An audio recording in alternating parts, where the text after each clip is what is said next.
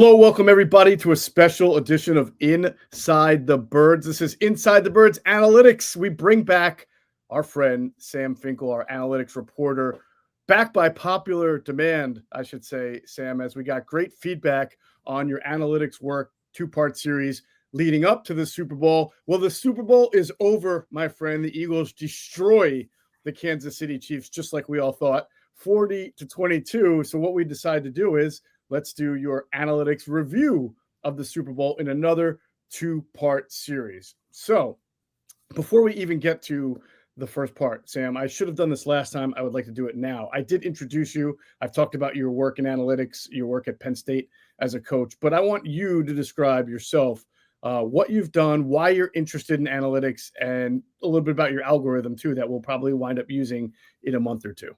Yeah, sure. So I played football in high school. Unfortunately, I fractured my spine, which ended my playing career. And then at Penn State, I started as a recruiting intern, and I worked my way into a undergraduate coaching role with the quarterbacks. And so I was there at Penn State. I was 2016 to 2020, but I was with the team from 2017 to 2020. And I thought I was going to have a career in coaching, but I ended up COVID happened and we got our season furloughed at the new school I was at. So I went to law school as a backup option, which is, yeah. Same thing, right? Same thing, coaching, law school, Yeah, same it's pretty standard. Yeah, so I went to law school and I decided how much football still meant to me. And I decided I needed to still have football in my life. And so in one of the classes, I decided to build an algorithm projecting contract value of different NFL positions. So the first year I did receivers, and I did a 1-year study of the market, and I had about, I think, 50 different factors going in and variables, and basically that was the capture of the wide receiver market. The next year I did quarterbacks, and for that one I went back 5 years and did a 5-year study, and used 126 variables, and so the model kept getting better, and that's basically how I projected some of those values that you saw in some articles last year or the year before. And Were you always interested in numbers when you were a football player in high school before you got hurt? Were you always interested in that element of the game, the data, the numbers? I loved watching film, and I really wasn't that much into the numbers back then.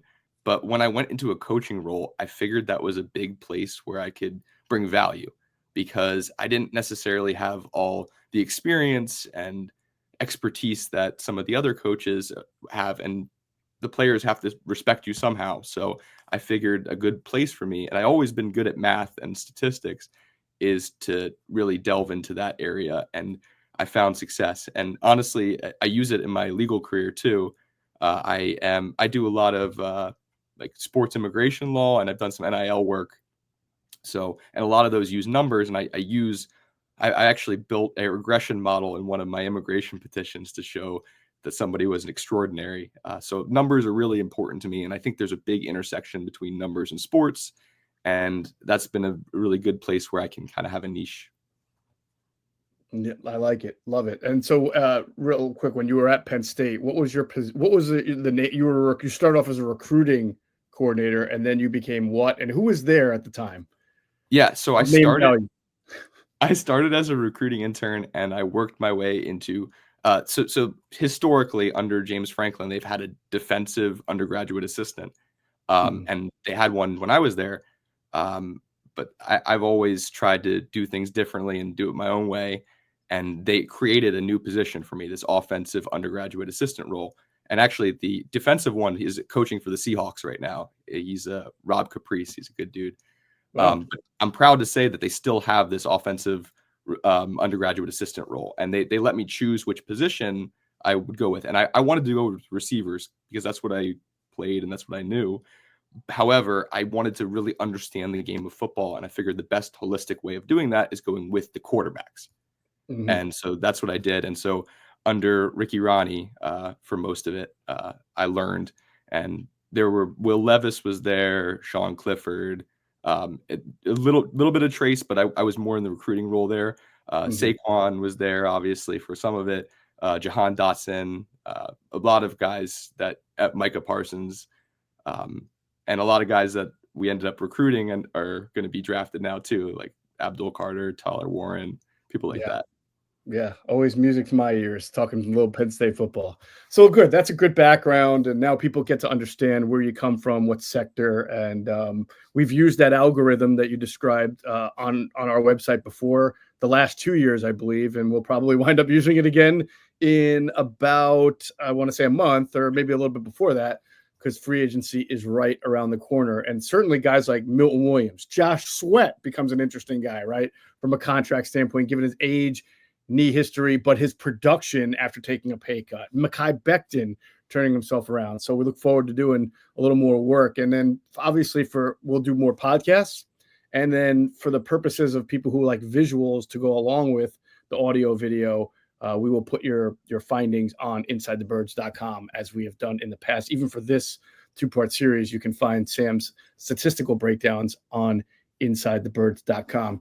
So in this edition, we'll do 2 editions. In this edition, we're going to focus a little bit on the aggregate stats, but more so on the advanced passing stats from Super Bowl LIX. And then, of course, you have some notes also, some really interesting notes on pass catchers, pass defense, and some overall team statistics. So, Sam, let's move to the aggregate team stats after the game. The one thing that jumped out at me that I think people probably realize, but maybe not until you see the numbers, you realize how one-sided it is, are the time of possession and offensive plays in general. I mean, these are the Chiefs, and most people, we talked about this in the analytics preview, about their ability to play ball control and have maximum efficiency, right? And it just was anything but for them.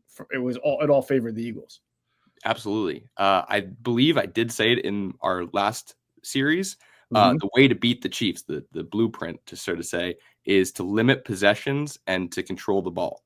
And as you can see, they didn't really limit possessions in like the statistical sense. They both had 13 drives. Right. However, they really did with the time of possession and the plays and the interceptions. They did steal possessions and they did what they needed to do to win, obviously.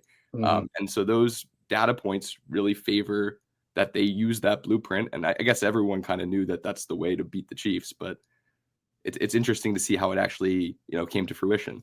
Yeah. They held the ball for 37 minutes compared to the Chiefs 23. So that's a 14-minute differential. They out-Chiefsed the Chiefs basically with their ability, which is what the Eagles do too. We talked about the one reason I thought this was going to be a lower scoring game. I picked 26-20 was for that reason alone. I thought both of them, it's not that they'd have trouble scoring. I just thought that there would be more limited possessions.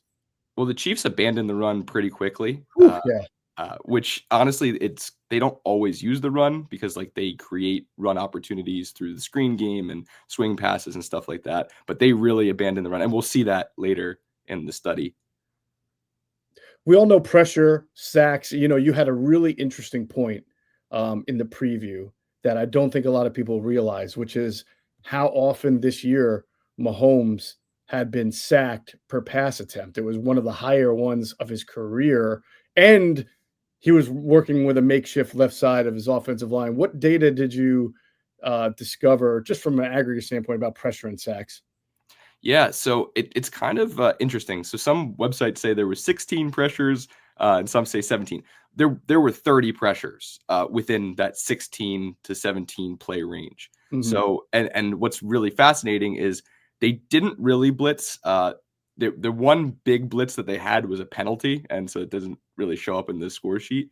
But they didn't really have to blitz. Mahomes struggles a lot against quarters coverage, or cover 6 or cover 8, some form of quarters, essentially. Which is basically almost all of what the Eagles played. Exactly. I believe I have it in there somewhere. I think they were almost at like 60% cover 4, just like pure cover 4. And so what they had is they married that with some 4-man rush, and it was just very successful. They just didn't have to do more than that. Amazing. It's like, Vic basically said, hey, I'm just going to, sit in a zone and let my 4 get home. And they did. So Vic was almost, we credit Vic for this game plan, but it was almost like he put his hands behind his head and said, all right, just going to do my zone and front 4 thing. And it worked out really well. Let's talk about the efficiency. I love these kind of statistics. When you take into account total efficiency from each half, passing efficiency, rushing efficiency, what really jumped out to you between both teams? Sure. Before we get that, let me just explain how the model works, just for anybody that's interested, and just so you can understand how we did it. So this is a concept that we used at Penn State when I went through the film. It's what they taught me. So the way you determine efficiency, it depends on your down and distance. So first down, any 4-yard play, you got to get 40% essentially. Assuming it's 1st and 10, 40% of the play would be efficient. Second down, you got to get 50%. Third down, you got to get it. Fourth down, you got to get it. So that's how we determine the parameters for efficiency. Went through every play and basically rated it yes efficient or no efficient, and then that's where we get these numbers from. Okay. And just for everyone's context, just give you some context. About in 2021, the NFL, this is like the best data I could find on it. Efficiency is considered good if it's over 48.5%. So typically, that's what you see for average efficiency. Anything under that is typically not so good. That means one stat we'll talk about really jumps out to me, but go ahead. Yeah. So basically, what we did is we took that and we took out everything that wasn't considered garbage time. And I was very generous to the Chiefs in what I considered garbage time. So the only things that didn't count towards this, we didn't count the last play right before halftime, the 2-yard run by Saquon. And we didn't count the last 3 drives. And so that was the Eagles kneel down, the Kenny Pickett drive, and the long touchdown by Mahomes. It was one play by the Chiefs that was considered garbage time. I was very generous because I wanted to kind of keep the integrity of this. So that's why we did it that way. But we probably could have chose garbage time before that. Just saying. Somewhere Mahomes is saying, that was my best throw of the game. That last, it really was. It was an amazing throw. But now that we have kind of that background, let's get into this. So the Eagles' total efficiency for the game, they were at 46.5%. So above what you say is considered good, right? Actually below. Oh, that's right. You said 48%? Around 48.5. Okay. And that's this old data. That's just what I could find, just to give some context. And honestly, I think the Chiefs' defense, based on the statistics, played excellent game. I agree with you. I think that's a testament to Hurts and co. and just that Eagles offense. I think that's they played the stats tell you this Chiefs played an excellent game. Yeah. I mean, I imagine that the efficiency here for the Eagles at 46.55, which is lower than what you said is considered very good efficiency, has to do with a very low rushing efficiency. Absolutely. And it's available right there. So their designed rushing when they didn't have like scrambles was 30.3. Wow. And they kind of used that run game and them stopping the run game and that emphasis on Saquon and trying to stop the best player to kind of as like to set up for future plays. So a lot of the times and all teams do this. It's not unique to the Eagles, but what they did was they used a lot of the same, looks essentially from the offensive perspective. And then they ran different plays off of it and they kept biting the same way that they were doing because in their mind, I'm sure Spagnuolo told them, stop Saquon. And that's what they were trying to do. So honestly, the efficiency doesn't tell the whole story here because they used inefficient plays to set up these really efficient shot plays and stuff like that. So I feel like that has to be said. So to your example, the bomb to Devontae Smith came out of a pistol formation that they ran, I believe, 7 or 8 times in the game. And the first 5 or 6 were runs. So they were lulling them with runs that weren't working to finally pop a big one over the top to Devontae Smith. So really good point there. And obviously the passing efficiency was pretty good. Hurts made a lot of really good throws, and there were a couple of tight window throws that he had to make. The one to Goddard that got the pass interference was a good decisive throw. He was very decisive in this game. And Sam, you have 58.33. That's in the green. So that's above average. But what really jumped out to me then was his scrambling efficiency at 60%. So that's way above what's considered good. And it really jumps out, right? The number of times he chose to get out of the pocket and make positive yards were really smart plays by him, smart runs. He saw the opening there. Absolutely. Yeah, it was incredibly efficient, and it was obviously in critical situations too. And with the scrambles and the design quarterback runs, he actually set the he broke his own record that he set in the previous Super Bowl, 57, of 70 yards to 72 yards. Mm-hmm. So the run game may not have worked necessarily traditionally, but Hurts made it work. Yeah, such a contrast, right? Because his scrambling, which is more of a freelance and an instinct, that 60% is great. His designed rushing, well, not just his, the team's, designed rushing you have, and then total rushing, right? So I imagine that's the designed one is just the running plays, and the total includes all the running plays of the running back and a quarterback, right? Absolutely, yes. Yeah, and those are all below average. So it really just shows you how interesting their run game was when you could take the Saquon Barkley element out of it, or the design element out of it, and add the freelance element to it. Yeah, that's a really good point. Now the Chiefs, my friend, whew, there's a big old red number here in their first half offensive efficiency, 15%. That has got to be one of the lowest. I don't know if you have that's got to be one of the lowest in the history of the Super Bowl, and maybe in the Chiefs in the Andy Reid Mahomes era. I mean, certainly. I don't have the historical data on it, but I have never seen for all the college games that I looked at, I have never seen a number that low before. And to have that low in the Super Bowl is a whole nother story. Also, we didn't necessarily ever look at it, but first half, I just thought it was such an interesting distinction because that's when the game really started going out of, the Chiefs. They had no shot at that point. Right. Now, how do we explain sort of the interesting dynamic here of their rushing efficiency being at 43%, which is low, passing efficiency being 44% low, but their total, let's go back to the rushing. Design rushing efficiency, 43%.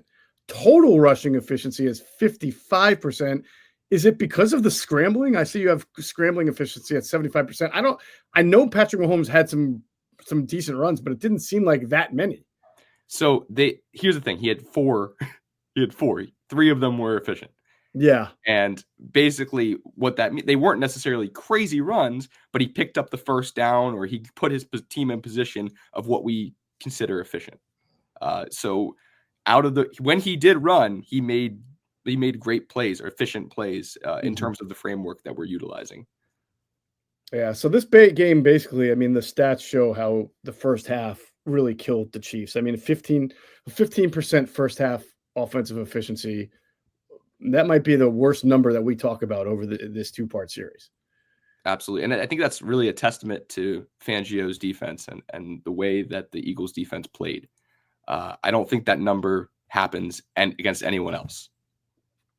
All right, let's move into advanced passing stats. Now, when we talk about advanced passing stats, we talk about big time plays percentage, turnover worthy plays percentage, percentage of pressures that lead to sacks. I want you to repeat again what a big time throw and a turnover worthy throw or play is in the world of analytics. Yeah, so basically a big time throw is, I believe it's over 10 yards, any throw in a tight window, that's basically like the measuring stick for that. Turnover worthy plays are plays that could or should or were intercepted or fumbled. Anything that could, probably should, and did cause a turnover. That's where those metrics come in. Right. Yeah. And so the numbers that jump out to you are what? Well, I think it's interesting to contrast it to the last one I posted, because this is basically the same format. Mm-hmm. So Hurts during the regular season had a 3.7% big time throw rate. In the Super Bowl, 16.7. Wow. I think that's the only one I really even need to say, that, to be honest with you, in terms of that. Mm-hmm. It's an incredible difference. And I think it really goes to what Hurts said, just because we don't doesn't mean we can't. And he proved that on the Super Bowl. So absolutely. Now, what was Patrick Mahomes' regular season big time throw percentage compared to the Super Bowl? Yeah, he got better too in the Super Bowl. He was at 2.9% in the regular season and 5.4% in the Super Bowl. And I think it really comes from that last touchdown pass too. A lot of because that was a huge play. Mm-hmm. And it was probably one of the more impressive Mahomes plays of the entire season. Right. So for these stats, you took into account the entire game. You didn't just trim off. Correct. Right. Because this is a different category. Right. Yeah. 5.4 is not bad, but it also kind of illustrates the way the Chiefs offense is. It wasn't a big play offense all year long. Mm-hmm. and it really showed in the Super Bowl as well. Another really interesting statistic that I think is worth highlighting here is the percent of pressures to sacks. So Hurts was pretty consistent. He was at 21.5 in the regular season, and he was at 20% in the Super Bowl. So Hurts played like Hurts. So you're saying 20% of the time that he was pressured, it resulted in him being sacked. Correct. Okay. Yes. Mahomes, on the other hand, completely different story. He doubled his rate. So he was at 17% in the regular season, 35.5 in the Super Bowl. So the Eagles, when they got pressure, 35.5% of the time, it resulted in a sack with 4-man pressures. Right. So obviously when you're under that kind of duress, Sam, then you're going to make some throws that probably aren't what you're used to. And I think that shows the big difference in the turnover worthy plays percentage, which was, again, lopsided. What stats did you have on that? Yeah, turnover worthy. Hurts was at 3.1%, and Mahomes was at 6.1%. Almost doubled.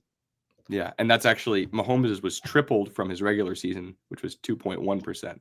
So he put the ball in jeopardy a lot more. And honestly, he probably had to a little bit because they were down so big. Right. But if you think about it, the interceptions happened prior to that. So who knows? Right. The last thing that really jumps out is both of them had time to throw in different ways. JalenHurts, you have 3.6 seconds times to throw, which is pretty typical. I don't know I forget what it was during the season, but I'm sure it wasn't that big of a disparity. He's always had a lot of time to throw, and he's held on to the ball. 3.21 in the season. So he even had more time. But Patrick Mahomes, now this number is almost deceiving. 3.24 is also a long time, but I think that shows you how much he was running around sideways, horizontally, vertically, holding on to the ball more than having elite protection. 100% agree. And it actually was way more time to throw than what he was used to. I think what gave the Chiefs success is getting the ball out quickly and in space. And they really weren't able to execute that. They tried, but they really weren't able to. So it was 2.76 in the regular season and 3.24 in the Super Bowl. Wow. So that's a big distinction, I feel like. Yeah, definitely. All right, let's get into some of your notes. You had some interesting notes on team stats and overall on pass catchers and pass defense. From pass catchers and pass defense, Cooper DeJean, what did you got on him? So I had to put Cooper DeJean in here somewhere. Basically, I think the most incredible thing is he hit 21.31 miles per hour, according to Next Gen Stats, which is the fastest by a defensive ball carrier the entire season, including the playoffs. Sky Motor Cars in Westchester is a different sort of dealership. All it takes is one look at their Highline pre-owned vehicles that people all over the country want and need. Owner Brett Scholler, make sure you don't spend a dime of your money before you purchase the car. Sky Motor Cars allows you to make all the decisions regarding your next vehicle. At Sky Motor Cars, you never have to spend more than necessary. Visit SkyMotorCars.com today or call 610-918-7225. By a defensive ball player for the Eagles or just in the NFL? In the NFL. Whoa. Yeah. That makes a lot of sense because there were actually two Chiefs in front of him at the 5-yard line, and he only had one blocker, but he still figured out a way to power through them. And those were bigger guys. So he had a lot of steam of momentum from that run back. He's a fast player. It'll be interesting, Sam, to see. When they drafted him, they were one of the few teams that felt he could play outside corner. And then we'll have to see what happens with Darius Slay. We'll see if they feel he did so well as a nickelback. But I think he probably has in a zone-heavy system that he can go outside and play corner. It'll be interesting to see what they do there. Absolutely. It's something to keep an eye on for sure. All right, how about alignment for Devontae Smith? Yeah, so I thought it was interesting. He played 70% of his snaps from the slot. And he wasn't necessarily as productive in the slot. His biggest play was when he was in Z on the 46-yard touchdown. And according to Next Gen Stats, that only had a 27.2% chance of completion. And he also hit 20.72 miles an hour, which was the third fastest in the Super Bowl. Wow.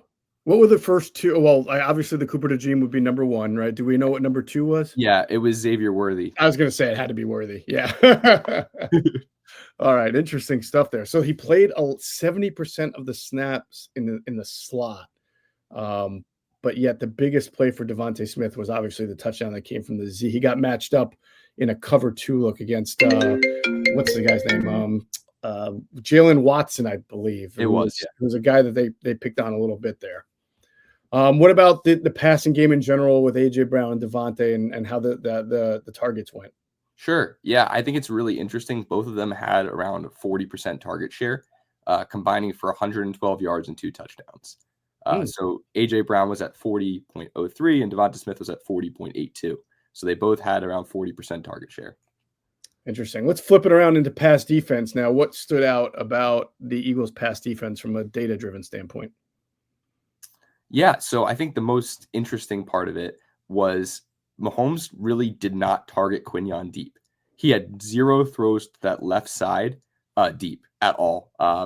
And Quinyon was targeted 4 times, 3 catches, 22 yards. So he just did not test Quinyon, and I don't think he wanted to.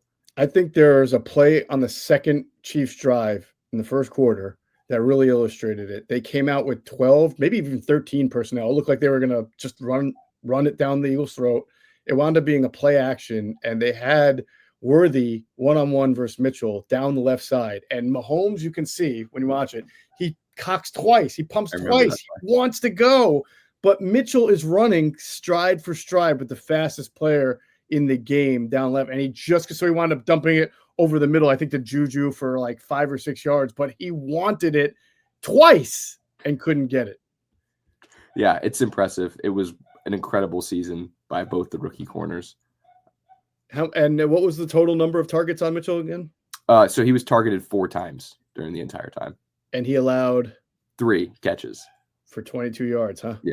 So yeah, I mean, take that every day. Every day. If you look at the actual completion percentage at 75%, that looks terrible. And I think Cooper DeJean's was also pretty high, but they both limited those plays and they made plays when they needed to, and that's what you're looking for. So they're a little bit deceiving sometimes, especially when you're going against Patrick Mahomes. All right, a few more notes overall in the postseason that you compiled that I really liked. What else could we have from a data standpoint? Yeah, so I think one other thing I want to say about Smith and Brown. Oh, sure. Basically, what I think is super interesting is there in the NFL this year, the average separation rate was 2.98 yards. Mm-hmm. And this is a testament again to the Chiefs defense playing well. Smith only had 2.22 yards average separation, and Brown only had 1.56 yards average separation. Yet both of them still combined for that 112 yards and 2 touchdowns. Well, so I guess you have to throw Hurts in there, right, and say he was precise and on point. Absolutely. And again, I really do think the data suggests the Chiefs played a good game defensively. Yeah. I mean, listen, they didn't give up for 7 points came from the pick 6 and the PAT. There were a couple of field goals, and then when Zach Bond intercepts a pass deep inside their own red zone, I mean, you're going to score there. We talked about low red zone scoring all year. It's pretty easy these days for teams to score. So, I mean, that's like 20 points right there between the field goals and the 2 touchdowns of that. So I agree with you. I think the Chiefs defense probably held up its end of the bargain compared to what the offense failed to do. Absolutely. And then a couple more stats for you. The Eagles trailed for only 6 minutes of the entire postseason. It didn't feel like that as a viewer. No, it did not. But that's only 2.5% of the entire postseason. So wow. That's kind of crazy. So they trailed, if you remember, in the Rams game, 7-6, and they trailed in the NFC Championship until Saquon got the ball in the first play of the offensive. Yeah. Play with the lead, man. They always say play with the lead. It's a lot easier. and that seems to be the case. Another interesting one, the Eagles are the first Super Bowl champion with more rushing yards than passing yards in a season since the 1975 Steelers. Wow. That is incredible. So they had 3,866 rushing and 3,820 passing. So it was almost dead even. That's incredible. You would have thought like the Bears of 85 that played defense and ran the ball. You would have thought that there were a couple of teams along the way, even the Steelers with Jerome Bettis, right? And when Ben Roethlisberger was a second-year player, would have had more rushing yards. The Ravens. But no, that's not the case. That's really impressive. I thought so too. A couple more quick hitters. 145 points is the single most in postseason history. Wow, I didn't realize that. Yeah, so they set a record right there. Boy, I don't know how Kellen Moore did that with all the distractions and the lack of preparations for those interviews. I don't know how his offense was able to do all that. It's crazy when you have a committed coordinator, Yeah. Jake Elliott had the most points scored by a kicker with 16 points. The biggest concern going into the playoffs. He showed up. That's so funny. He did. He was clutch when it mattered, and he always has been clutch when it matters. Right. So, and then last one, Saquon Barkley is now the leading rusher in the regular and the postseason. Wow, Saquon Barkley, what a year! No one's going to remember that he didn't have a great Super Bowl. They're just going to remember all those rushing yards and that he was the reason that they got there. Great stuff, Sam. Really appreciate it. That'll do it for our part 1. In part 2, we will take a look at some pass rush win rates, some pass block win-loss rates, and then we'll get into a few more extra notes that you have on the Eagles as we finish out our 2-part analytics series. So for Sam Finkel, I'm Geoff Mosher. You've been watching a special edition of Inside the Birds.